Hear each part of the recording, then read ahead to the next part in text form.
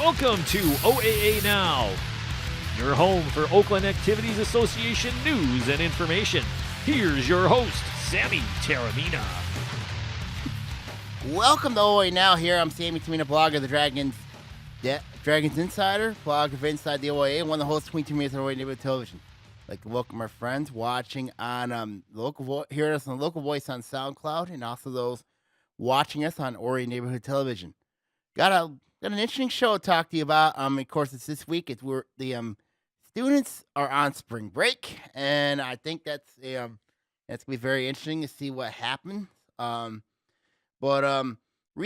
of course, we got a lot of news around the OA this week. I know a lot of you are all excited about Michigan State's trip to the Final Four. But a lot of OA news around the pod this week.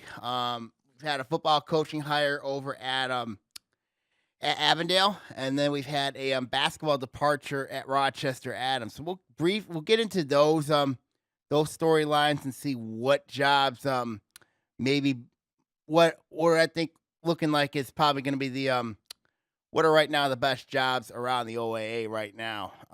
Let's look at the first one. Let's go over to football a little bit here, because we have not talked football in about couple months, and yeah, we're in the start of spring sports, and but football is the main storyline here. And when you look at, of course, the story here at Avondale, the hire of Corey Bell, he takes over the gig at Avondale, replacing Ed Katerier. And when I look at this hire, I really think this is a great hire. I mean, of course, Bell was confirmed on the Avondale Athletic Twitter page, and also on their Facebook page at a team meet and greet that was taking place last Monday night.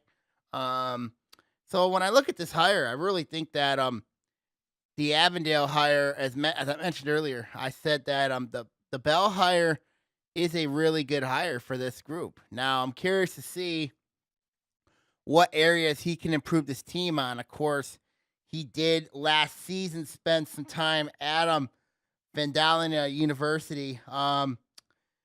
He did play quarterback at Oxford and Bud Riley for going to Alma College, where he was a special teams player of the year in 2015, and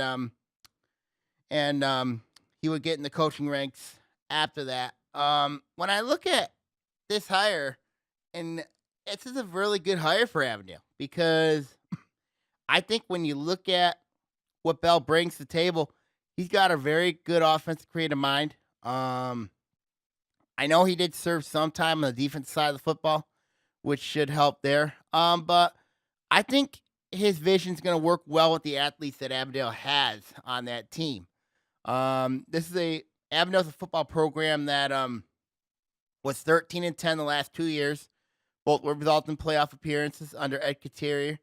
But this team has really not had a lot of playoff success when they've gotten into the postseason.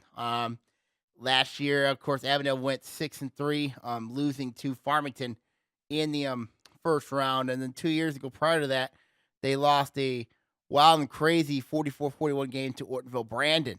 So I think, if you change and you're going to change, I expect Bell to change the offense a little bit more. To I think more of like a, when he was at a combination of when he played at Oxford, maybe a little bit of Lake Orion, maybe a little bit of Alma College, a little bit of Vandalia University.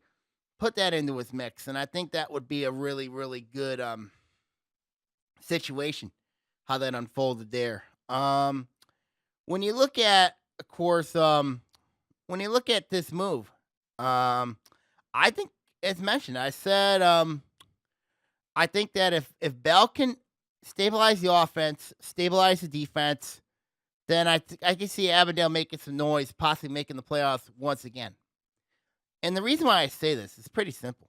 The Yellow Jackets play in a really tough league, play in a good league, the OA Blue. Now, you got three very good teams in that league. You got North Farmington, and Ferndale. That's going to be tough. You have a good week one opponent in Troy. You got an interesting opponent in Troy. and then you got to play Detroit Renaissance. Detroit Renaissance got athletes, so it's not even a question. But and then you close out the year with Seahawks, so that's going to be really tough. Now when I look at Avondale's road to the playoffs, I think they can beat Detroit. I think they can beat Detroit Renaissance. I also think it can beat Seahawks. You know what I mean? Those are 3 winnable games. Then you got to win. You got to win 3 games in your non-league. You know, Pontiac, Royal Oak, Berkeley look to be those 3 games. But it'd be really nice if they can knock off a Ferndale team that's going to be very good. Then you got North Farmington, who are going to also be very good. I mean, the Blue Division's on the upward swing. And as mentioned, you got those 4 teams, including Avondale. I think Berkeley may be a year away. Royal Oak, fresh off missing the playoffs, look to get back. And then Pontiac, we know about their situation. Trying to find a new coach there. But there's also a new coach over at North Farmington. And you bring in a guy like John Hurston coming over from Harrison, basically brought all of Harrison's staff with them, including John Harrington. So that's going to make and you put him together with the negotiations, and I think that's going to be a heck of a staff down there. That is a heck of a staff. Now, the question's going to be is how is the talent going to work over there? If the talent works with that team, expect North Farmington to be in the playoffs. Farmington, I think for Corey Sorosh's team, he's got to take the next step. And I think that next step has to be, it has to be like going deeper in the playoffs. Of course, last year having to go up to DeWitt, that's a really tough day, going up there playing DeWitt, that was really difficult for them. But I think, and then you have Ferndale, of course, they lost a ton of talent, but they always get some talent back, Eric Royal's done a nice job with that team. In Avondale, I would say Avondale, as mentioned, of course, we mentioned a new coach there, putting them in the mix. So when I look at it, and we're in April. We're in early April. And when I'm looking at the Blue right now, I still think that the Blue right now looks to be really, really challenging. I still would have to say North Farmington has to be my favorite early. Then I would have to say, then I would say Farmington. Then it would be Ferndale. And I think that makes a lot of sense when you look at the list of teams there. Now, the rumors of the MHA possibly going to a more strength of schedule, I like that. I really do like that. Because when I look at, you look at your strength of schedule, that has to be taken into account. Now, I feel bad for those other teams that, say, well, how in the heck, how does, especially those who finish 5-4 and don't make the playoffs, you play a tough schedule, and then you see a team with 6-3, get in playing a virtually weak schedule. That's happened several to most of these teams, including some in this league. I'm not going to name names, but I know who they are. But when I look at the strength of schedule component, I really like that. I really like the fact that the MHA is considering going to that model. And I think they should do it this year. They have to do it this year. Because I think, when you go strength of schedule in football, it's going to help. It's going to help you out. It's going to help the committee out. It's going to make things easier. Now, when I look at the other proposals, strength of schedule makes a lot of sense to me. It really does. But back to Avondale. I mean, when I look at that strength of schedule Avondale has, you know, they need to beat Troy. They have to beat Troy. I mean, last year it was not a last year they did beat Troy. They did. Of course, Troy went to Auburn Hills and beat them last year. Now Avondale returned the favor last year. Now I'm curious to see how this meeting does this time around.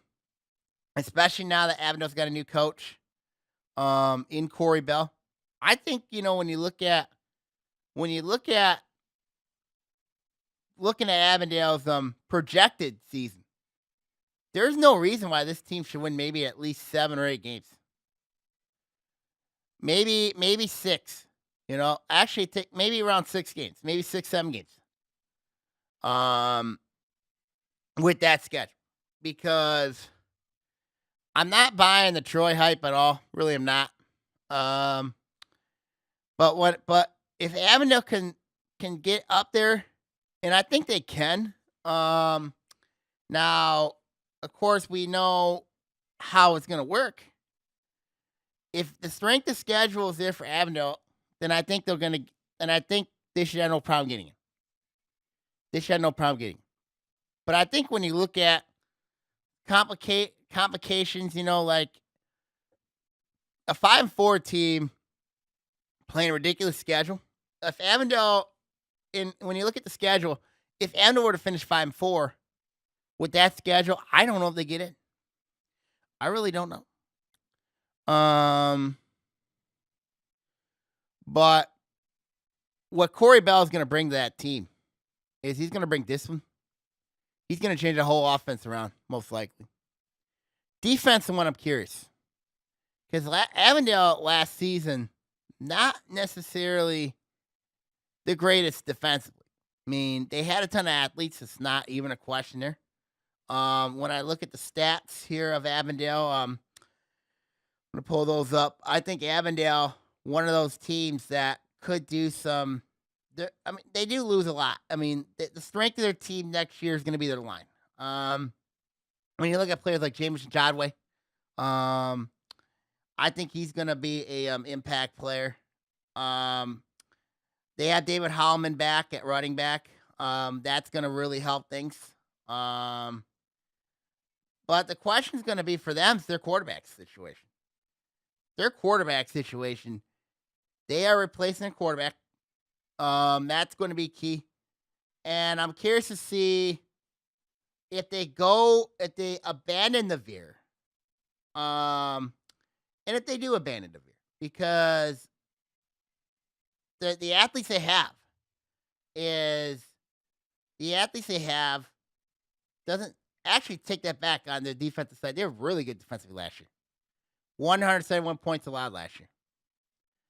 The offense scored more points, 360. But when I look at Avondale, it all comes down to there's a very tough 3-game stretch in the month of September to October that's going to decide their season. And that's North Farmington, Ferndale.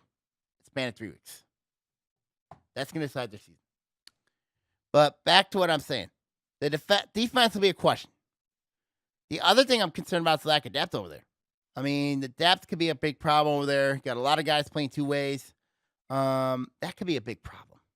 That could very well be a big problem for Corey Bell and his team. But it's important for him to put a very good staff together.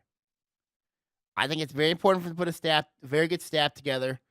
And I think also what helps too is also maybe develop that program. Maybe get 3 teams in there. Maybe create a freshman team.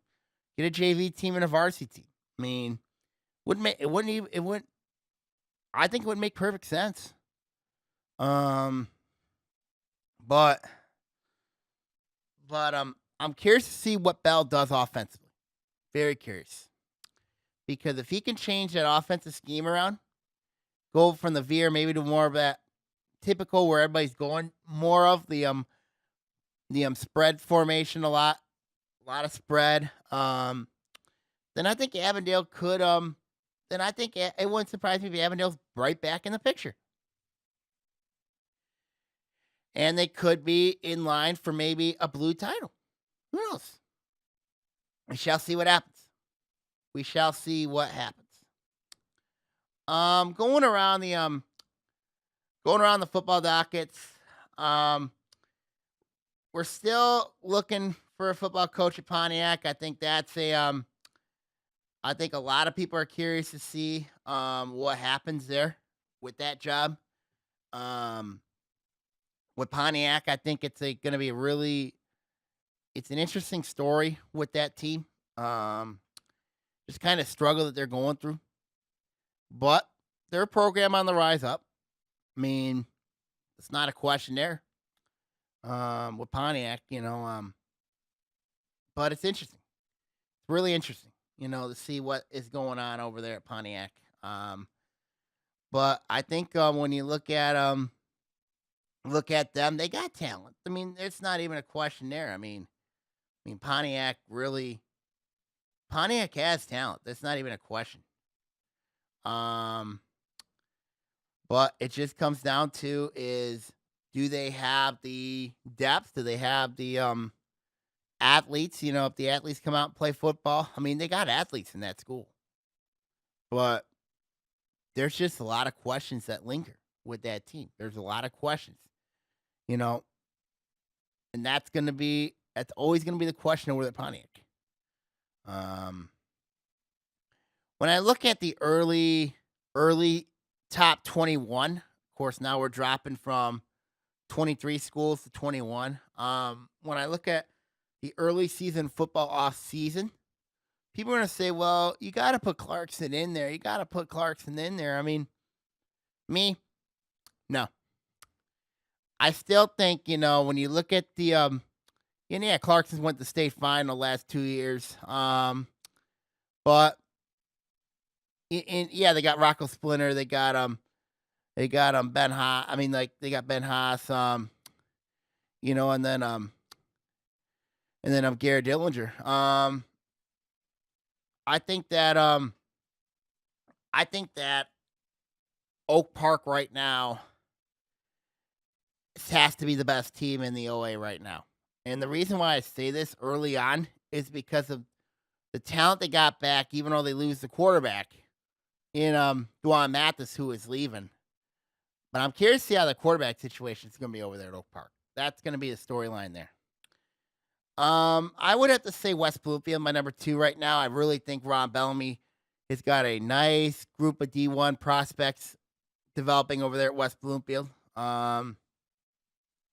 But when I look at the Lakers, they got a lot of talent coming back.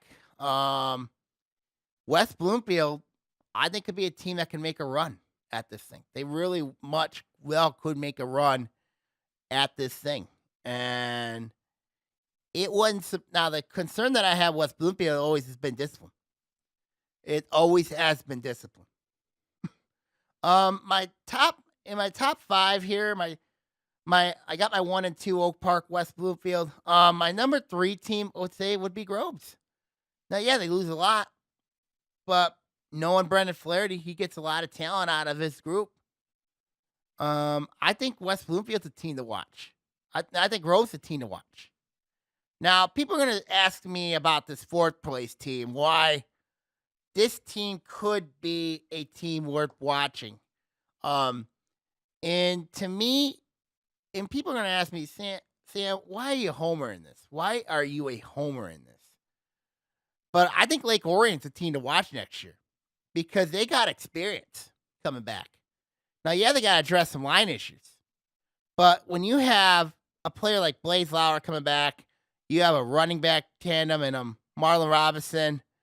You have Mitchell Howell can play. You have Kobe Manzo can play as well. I mean, this team still got some wide receiving concerns. And I think that's something they got to address is the wide receiver and line play. That's a big question for Lake Orion coach John Blackstock. If they can address that, I think Lake Orion's going to be a very dangerous team. Now, yeah, they got a very tough schedule. They got to play Lapeer on the road to open up the year, and then they got to play and then they got to go to Clarkson, got to go to Oxford. That's not going to be easy. But But Lake Orion's got a lot of talent coming back, and I think that's a team worth watching next year. But they're my number 4 team right now, my top 5 way early top 5 to watch. And then my number 5 team is North Farmington. The Raiders mentioned the Hurstein edition. And then you add and then you bring in a basically all Harrison staff to go along with an experienced team. Yeah, they're going to be a juggernaut. That team is going to be an absolute juggernaut. And that says a lot. That really says a lot. I'll probably post a top 10 early season in the blog. If not, don't worry about it. But right now, that's my top 5 I'm keeping an eye on. Is Oak Park 1, West Bloomfield 2, Groves 3, Lake Orion 4, and 5 North Farmington. Now, people are going to say, why did I put Clarkson on there? Why did I put Oxford on there? Oxford lost a lot of talent. Now, yeah, they got Drew Carpenter coming back. Drew Carpenter's a really good player. And they got a really good sophomore class coming up. So a freshman class to be sophomores. I think Oxford could be maybe a year away. I really do. And then you have Clarkston. Yeah, Clarkston, yeah, because they've been in the state final last 2 years. They got Dillinger, Splinter. Why didn't you put Clarkson there? Again, their quarterback play concerns me. Quarterback play really, really concerns me with that group. And I'm not being mean to that team, but they've got to address the quarterback situation. I mean, they've had the quarterback situation worked out perfectly. 2 years ago was Nate Yabali. Last year was Jake Jensen. Kurt Richardson has relied a lot on one-year quarterbacks to carry the fold, and that's a big concern for me going forward with this team. Now, it does help that you have a guy and 2 linemen to help you run the ball and play time possession football.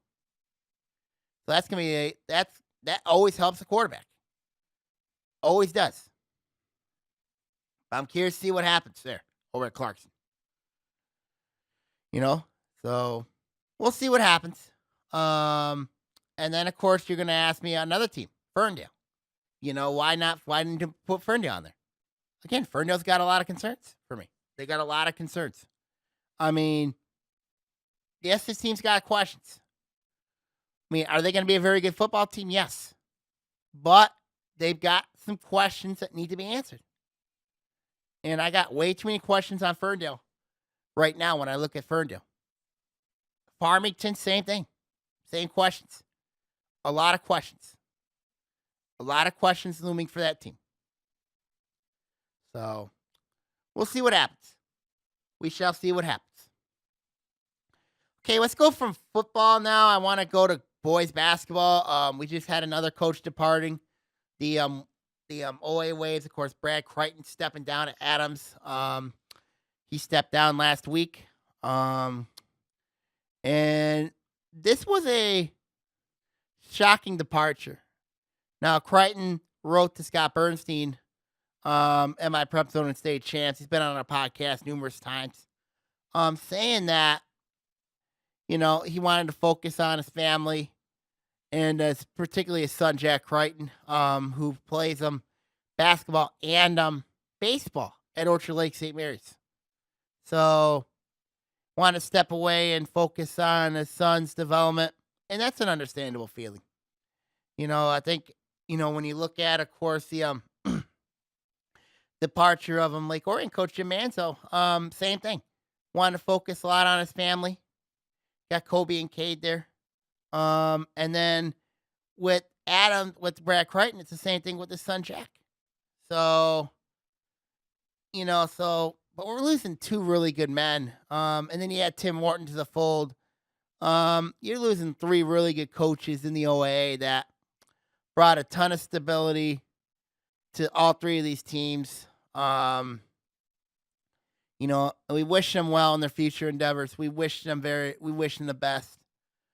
So when I look at the Adams job now, if everybody's together over there, if everybody stays, this could be a good basketball team.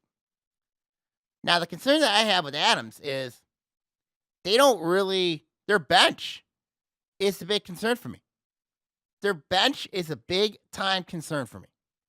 And the reason why I say this is because this year's Adams team did not go deep at all. They only had 10 players. And you might want to put Austin Yersay in there because he was hurt the whole year with the knee injury. So when I look at Adams, you're going to say, well, I've got Ethan Emergian, I got Jake Emergian, I got Gunnar Walters, Peyton Prescorn. But the question comes, is depth, Besides those four, you don't have a lot of depth. You don't have a lot of depth to go to. And that could be a problem. Now, when I look at possible coaching candidates over at Adams, one name really gets on me here. One name, and it's Jose Andres. The reason why I say Jose Andres is he lives in Rochester. He was an assistant under Steve Norgrove at Stony Creek. Then he stepped down for a year or two. I think he may be ready to get back into coaching. And I think the Adams job may be perfect for him. Now, people are going to say, well, the job that Brad Crichton did at Adams, it was very close. He teaches at Van Heusen Middle School. Knows the players inside out. Now, what would Jose Andres do if he were to get the job at Adams that Brad Crichton couldn't? I'll be curious to see, but that's if he's interested. When I look at the Adams job, people are going to say to me, what job in the OAA is the most attractive job? Is it Adams? Is it Lake Orion? Is it Avondale? And to me, I would have to rate if everybody's back together over at Adams, and Adams would be a lot more attracting job. But if they're not, Lake Orion is. Because when you look at Lake Orion, look at who the Dragons returned back. You got players like Cameron Sutton, Dylan Bogheimer, Drew Van Heck, Jack Cummings, Isaiah Harris, and then you have a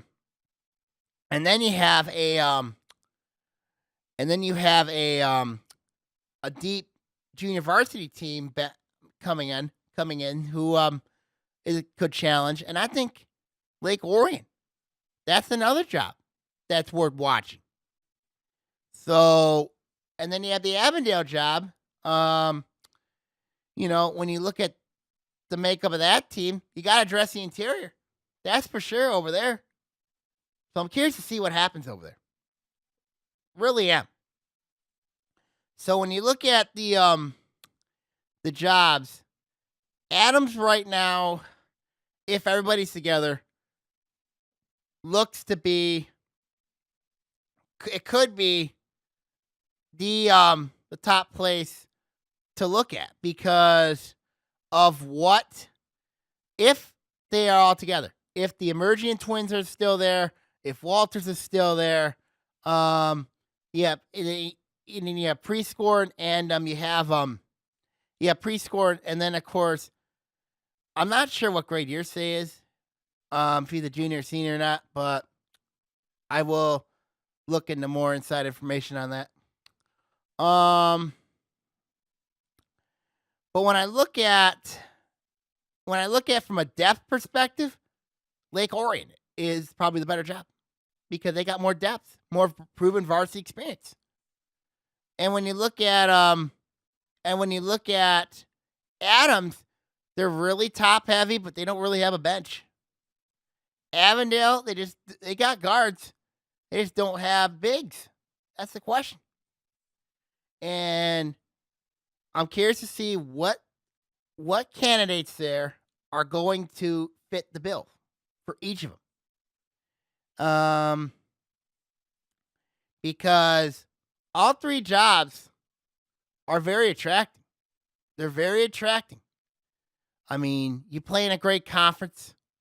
You work with a great athletic director in each of the three schools. Basically, that's the and basically all three jobs have advantages. They do. So I'm curious to see who gets the jobs at all three of these schools. And I think it makes a lot of sense. So I'm curious to see who does that.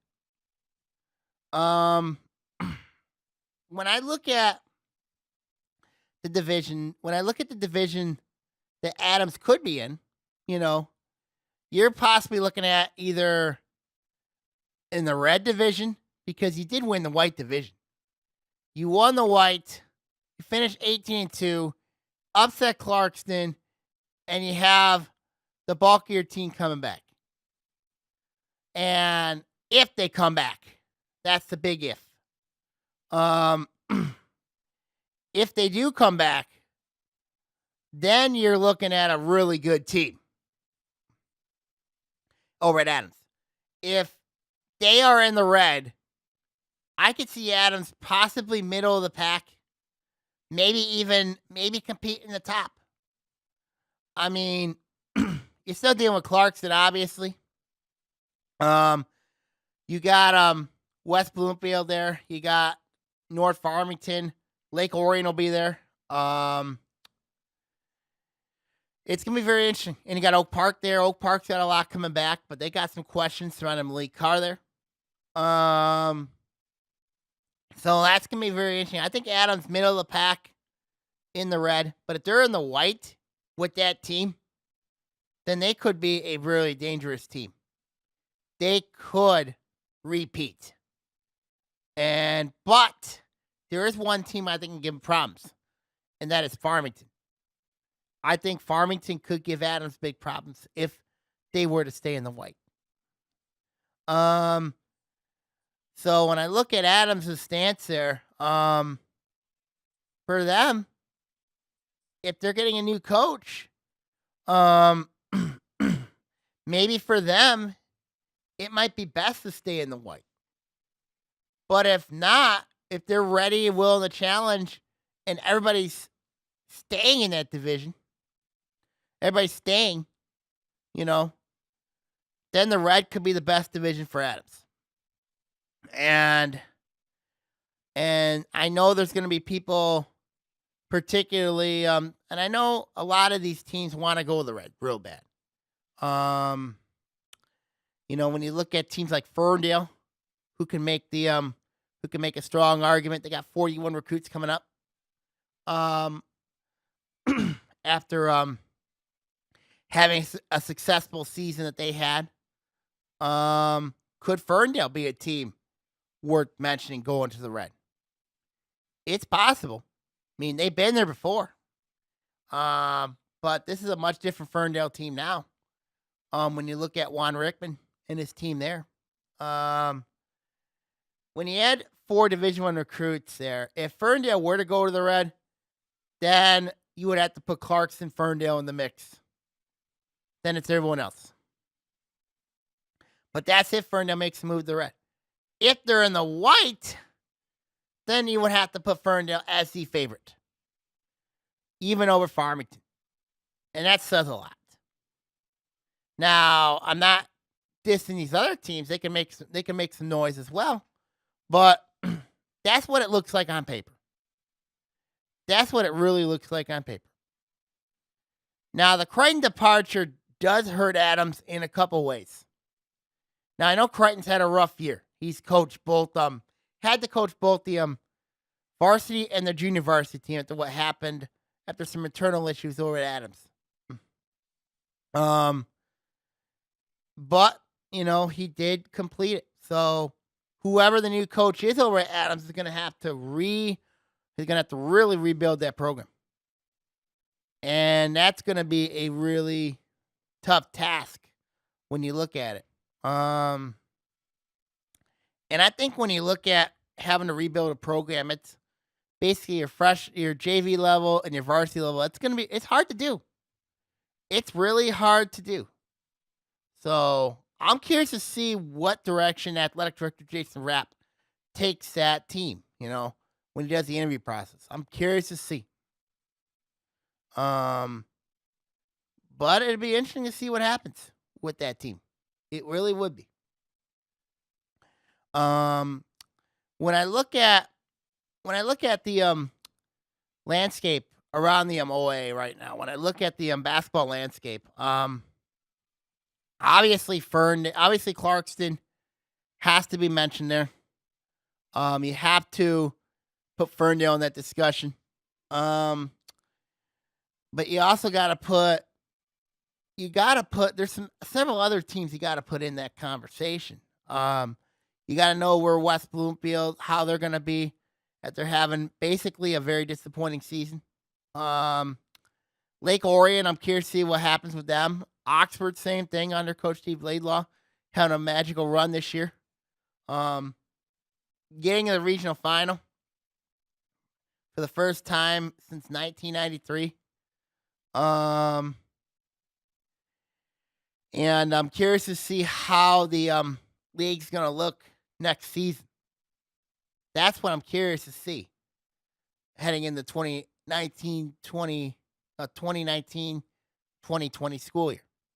And I think that's what I'm looking at. I'm curious to see what happens with those teams. Very curious. Now, it depends who, as mentioned, of course, the divisions haven't been decided yet.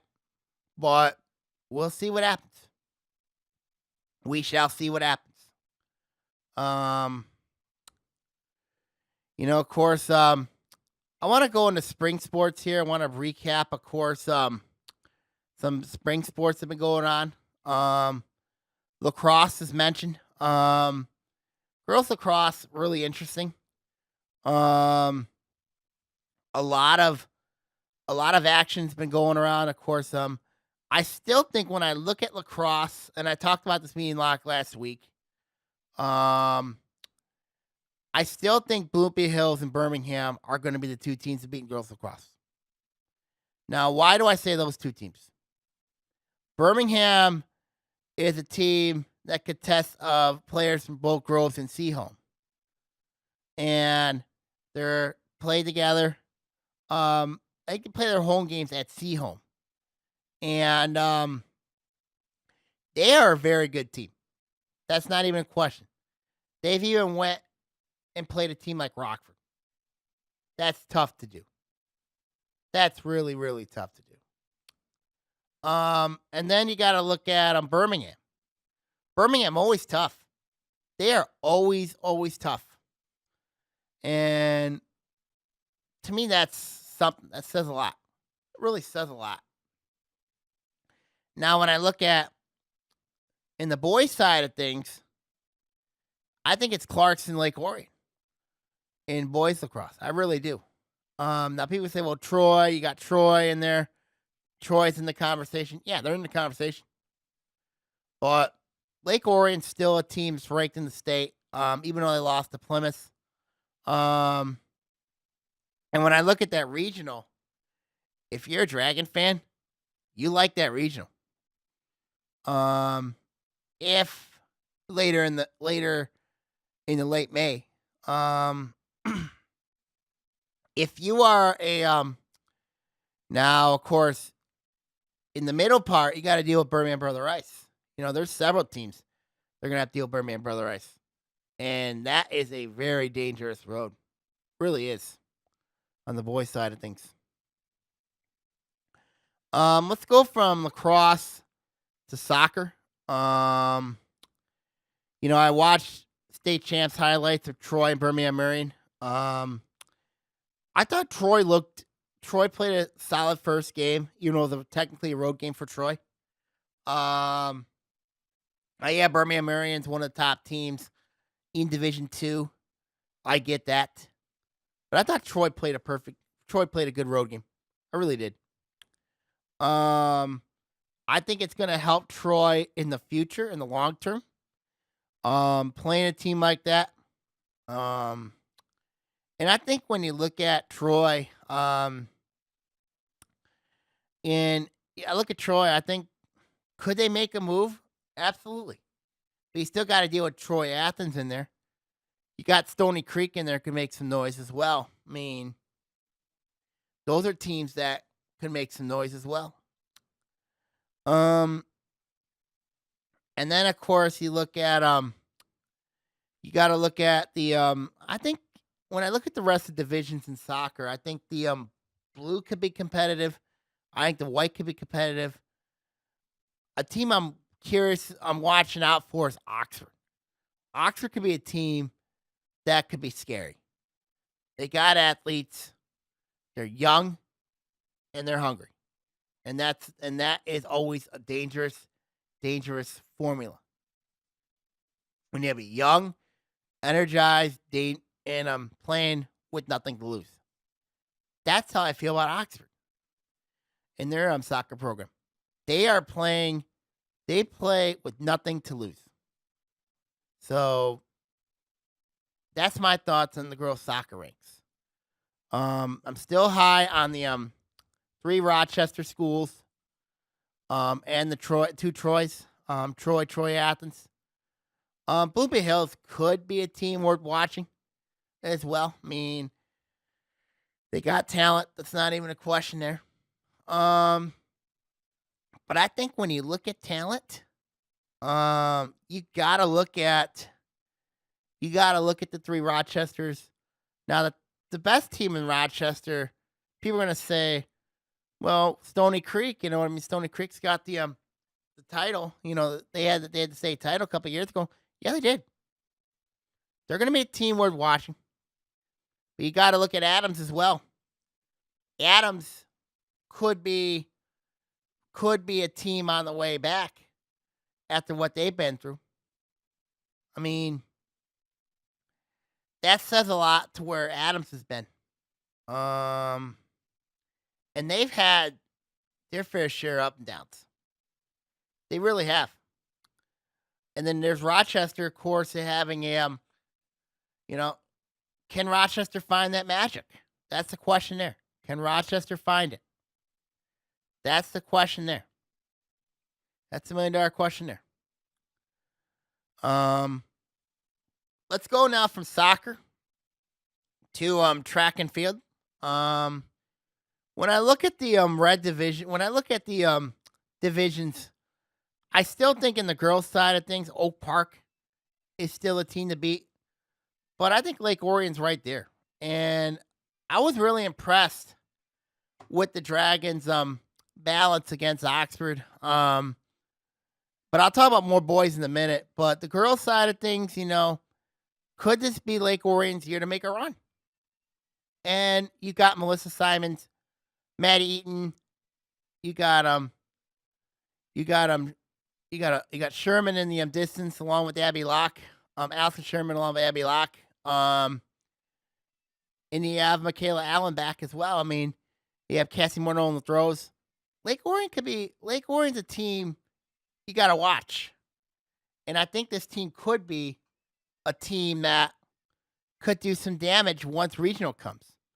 They host the regional. Another team I'm watching for sure could be a dark horse candidate, Stony Creek. I'm watching Stony Creek very carefully. People are going to say, well, what about Clarkston? Clarkston's got very good runners. They got especially the distance runners. But when you look at balance, Clarkston really does not have a lot of balance. And that could be a problem going forward.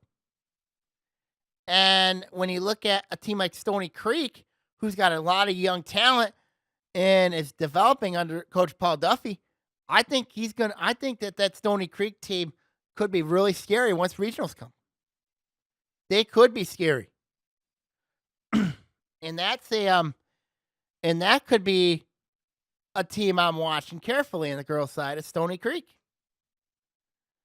I know I know you got Lake Orion, you got Stony Creek, you got Clarkston, but Oak Park, as mentioned, they always have a team worth watching because of Giles, their coach.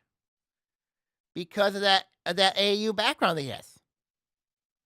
And that says a lot about the development of runners that Oak Park has developed.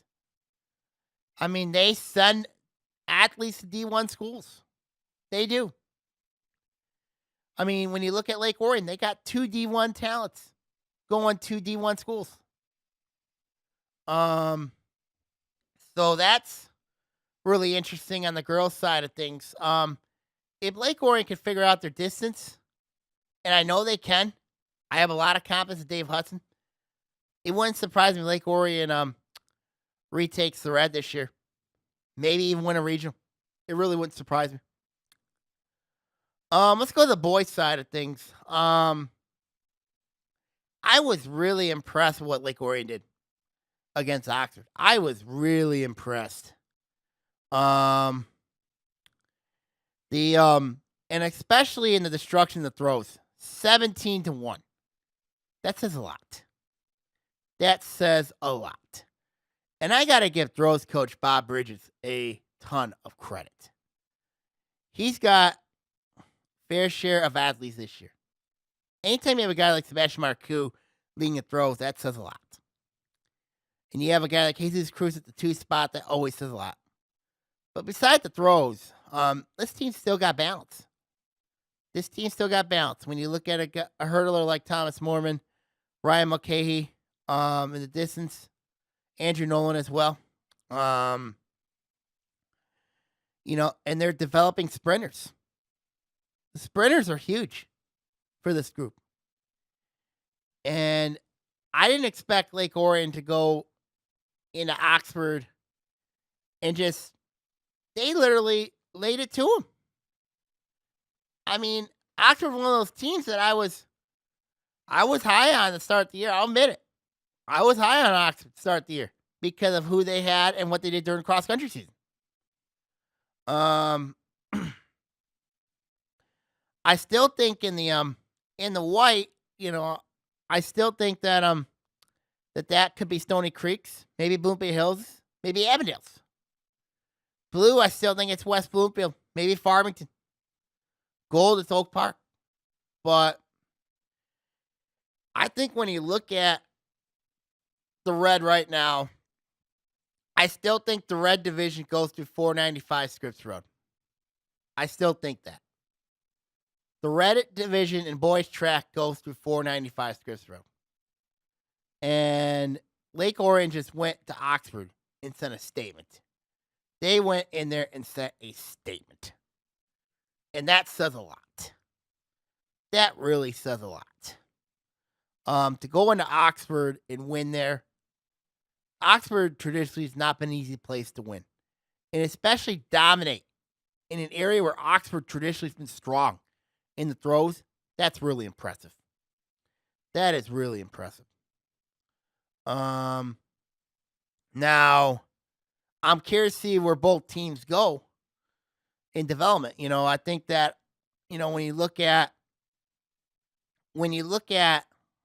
the status of OA track and field, I still think when you look at I still think Oak Park could be the team to beat still.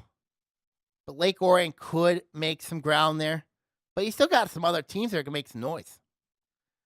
I mean, and I forgot to mention girls track, Seahill could be a team worth watching.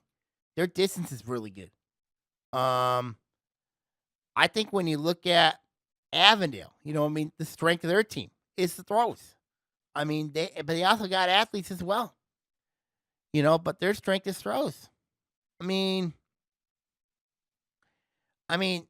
it's going to be crazy. It's a crazy league out there. It really is. Let's go now from track to baseball.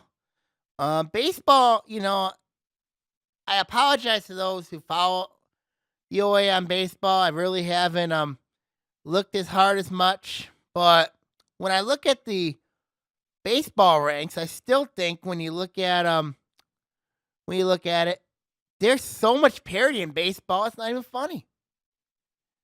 And people are going to say, well, there's so much parity. It's hard to figure a team out. It really is.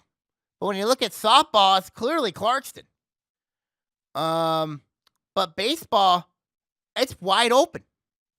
You got a lot of quality teams in baseball that can make runs.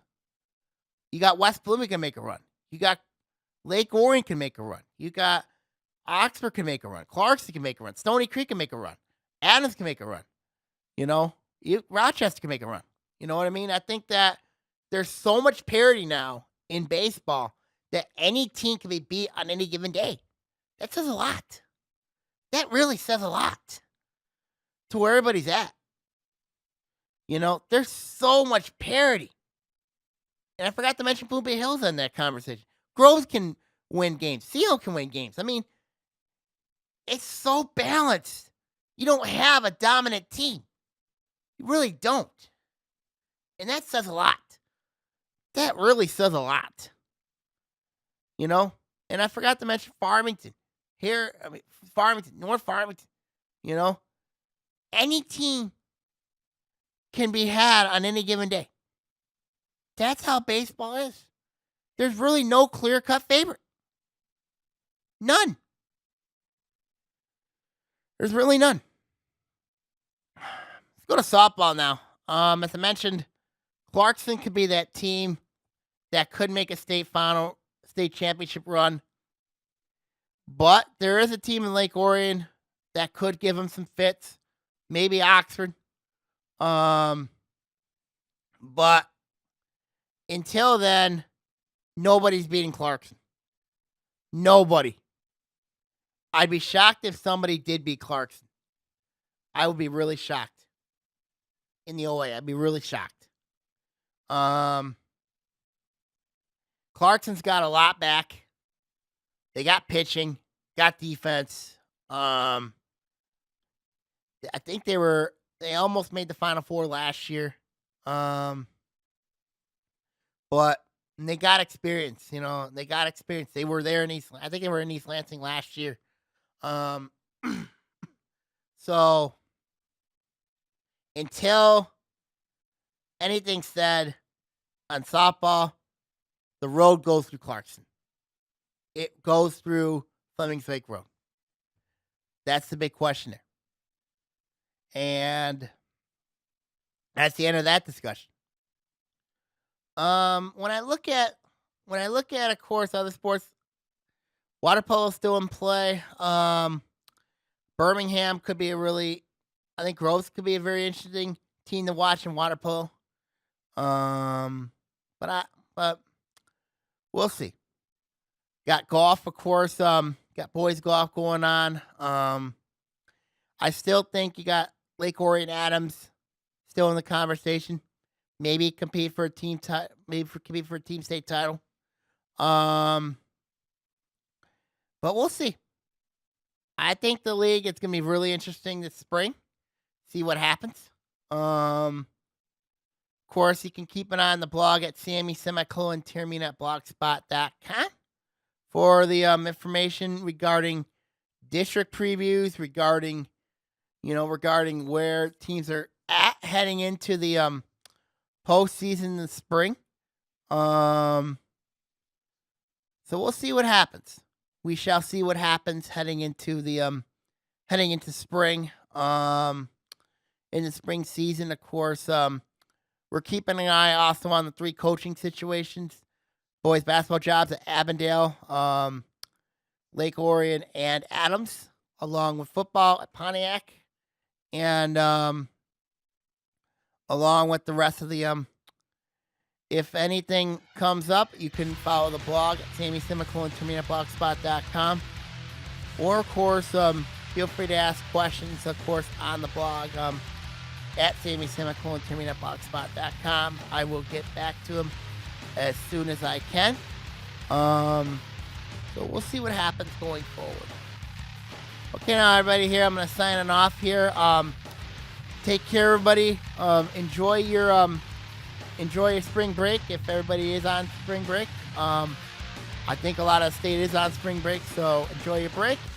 Take care, everybody. See you all next week. Take care, everybody.